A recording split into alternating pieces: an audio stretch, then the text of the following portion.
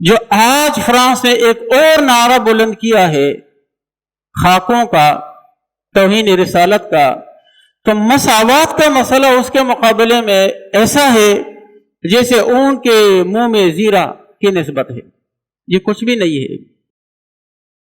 لیکن اس میں بھی انہوں نے کیا کیا؟ فرانس میں جو مسلمان رہتے ہیں، یورپ میں جو مسلمان رہتے ہیں، اللہ تبارک و تعالیٰ ان کے مشکلات کو آسان فرمایا، تو اب یہ ان پہ بھی اپنا نظریہ مسلط کر رہے ہیں۔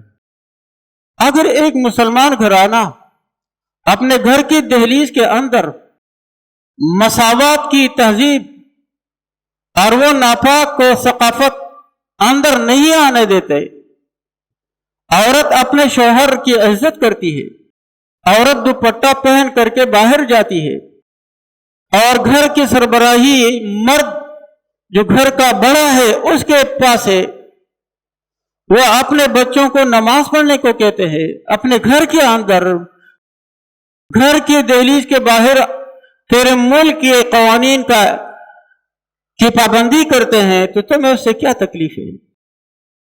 اگر تمہیں تکلیف ہے تو جس بات کو تمہیں تکلیف ہے وہ اس بات کی نشاندہی کرو، دلیل سے اس پہ بات ہو جائے۔ آپ کو مسئلہ کیا ہے؟ آپ کو اللہ پہ کیا اعتراض ہے کہ اللہ نے نبی کیوں بھیجا؟ آپ کو نبی پاک صلی اللہ علیہ وسلم پہ کیا اعتراض ہے؟ آپ کو اسلام سے کیا تکلیف ہے؟ اس چیز کی نشاندہی کرو تاکہ اس پہ بات ہو جائے۔ اور جب آپ کے پاس دلیل نہیں ہے تو پھر مذاق پہ اتر آتے ہیں۔ اخلاقیات نام کی کوئی چیز ہی نہیں ہے تیرے پاس، اصول نام کا کوئی عنصر نہیں ہے تیرے پاس، یہ طریقہ نہیں ہوتا ہے۔ زمانہ جاہلیت میں جو لوگ تھے نبی پاک صلی اللہ علیہ وسلم کی ہر وقت قتل کے چکر میں ہوتے تھے، انہوں نے نبی علیہ السلام کے باقاعدہ قتل کی سازش بنائی۔ میں نے پچھلے جمعے اس کا تذکرہ کیا تھا باقاعدہ، لیکن مذاق نہیں اڑاتے تھے۔ انسانوں کا کام نہیں ہے آپ کسی کے بڑے کا مذاق اڑائے، کارٹون بنائے، آپ دلیل سے بات کرے، یا زیادہ سے زیادہ میدان میں آ جائے، جنگ کرے، جنگ سے جیت جائے۔ مذاق تو مسئلے کا نہ حل ہے اور نہ یہ کوئی مہذب طریقہ ہے۔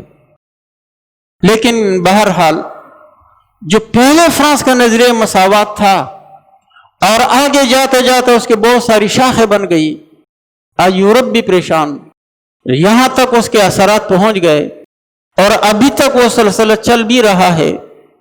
ہمارے پڑوس میں بم دھماکے سنے جا سکتے ہیں، آج بھی ہمارا ملک اس سے متاثر ہے۔ یہ وہی نظریہ ہے جو چل رہا ہے، ابھی وہ ختم نہیں ہوا تھا کہ دوسرا مسئلہ اٹھایا گیا خاکوں کا، اور خاکے بھی ایسی شخصیت کے کہ جن پر ہر مسلمان، ادنا مسلمان اپنی جان نچھاور کرنے کے لیے تیار ہے۔ کوئی بھی مسلمان اس کو برداشت نہیں کرتا ہے۔ ہم سب جانتے ہیں اگر ہمارے دلوں میں اللہ کی محبت اور نبی پاک صلی اللہ علیہ وسلم سے محبت نہیں ہے تو پھر ہماری جان تو کتے کی جان کے برابر ہو گئی، ممکن ہے اس سے بھی بدتر ہو۔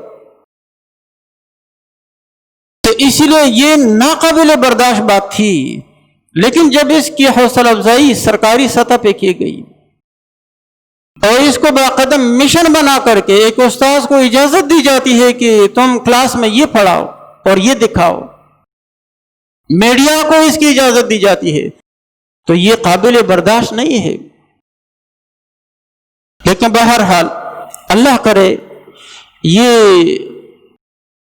بات تھم جائے، یہیں پر رک جائے اور وہ لوگ معافی پہ آمادہ ہو جائے اور اپنے اس ہٹ درمی سے جو ہے واپس مڑنے کے لیے آمادہ ہو جائے، ورنہ اس کا کیا ہوگا؟ نقصان ہوگا۔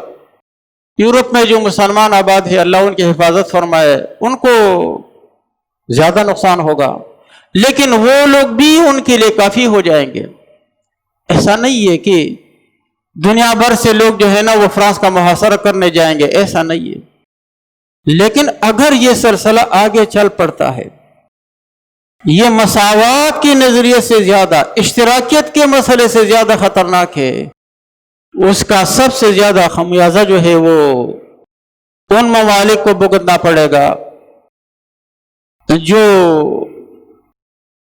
خود جو ہے روس کے حامی ہیں، اور مسلمان ممالک میں سب سے زیادہ نقصان ان کو ہوگا جو یورپ کے پڑوسی ہیں، مراکش سے لے کر الجزائر ہے، تیونس ہے، مصر ہے، اور بالخصوص ترکی ہے۔ ترکی من حیث القوم ایسے بہادر لوگ ہیں، ابن خلدون رحمۃ اللہ علیہ نے تاریخ میں لکھا ہے، فارس جو کسی زمانے میں سپر طاقت کی حیثیت سے دنیا پہ حکمرانی کرتا تھا، اس کا قدیم دارالحکومت بابل تھا، لیکن ترکیوں سے ان کی لڑائیاں چلتی رہتی تھی۔ تو ترکیوں سے جو کہ انتہائی بہادر قوم ہے، ابن خلدون کے الفاظ ہے، بہادر قوم ہے، ان سے تنگ آ کر کے فارس نے اپنا دارالحکومت یہ بلخ میں بنایا۔ بلخ آپ جانتے ہیں، اب شمالی افغانستان میں جو ہے نا بلخ اور مزار شریف ہو، یہ دریا آمو کے قریب واقع ہے، یہ صرف ترکی کے ڈر کی وجہ سے۔ اس کے بعد اگرچہ انہوں نے ہمدان ہے اور مدائن ہے، اس وقت کو بھی جو ہے نا اپنا دارالحکومت بنایا ہے، اور جب اسلام آیا تو اس وقت فارس کا دارالحکومت مدائن تھا، لیکن وہ بہادر قوم ہے، وہ اس طریقے سے کسی کے دباؤ میں، کسی کے دھمکانے میں نہیں آئیں گے۔ ہماری تو کوئی تاریخ نہیں ہے نا بہادری کی، ہماری تو تاریخ قدیم سے ہم پڑھتے ہیں تو وہ یہی ہے کہ کبھی 17 سالہ لڑکا آتا ہے، وہ ہم پہ یہاں سے جو ہے نا ملتان تک ہمارے پورے علاقے پہ قبضہ کر لیتا ہے، محمد بن قاسم رحمۃ اللہ علیہ۔ اس سے پہلے مقدونی آ کر کے پورے ہندوستان پہ جہاں چاہے چلا جاتا ہے۔ اس کے بعد کبھی جو ہے نا شہاب الدین غوری آ جاتے ہیں، کبھی غزنوی آ جاتے ہیں، اور کبھی ابدالی آ جاتے ہیں، اور کبھی جو ہے نا وہ دورانی آ جاتے ہیں، اور کبھی پرتگالی آتے ہیں، اور ایک جہاز جو ہے نا وہ صرف لے آتے ہیں آج سے تقریباً 500 سال پہلے، اور وہ جنوبی ہندوستان میں لنگر انداز ہو جاتا ہے تجارتی جہاز، اور وہ علاقوں کو فتح کرتا ہے۔ پھر برطانیہ آتا ہے، وہ ہم پہ راج کرتا ہے۔ تو ہماری تو کوئی تاریخ ہی نہیں ہے کہ ہم نے کسی کو شکست دی ہو، لیکن ترکی اس کو برداشت نہیں کریں گے۔ مصری ہے، عرب ہے، تو ان کو زیادہ نقصان ہوگا۔ اور یہ میں نے کہا کہ یہ جو لہر ہوگی، یہ جو طوفان ہوگا، اگر یہ تھم نہیں جاتا ہے تو یہ کیا ہوگا، اس سے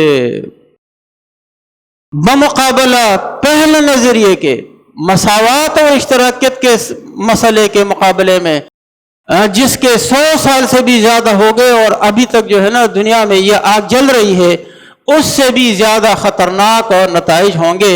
اللہ تبارک و تعالیٰ آسانی فرمائے۔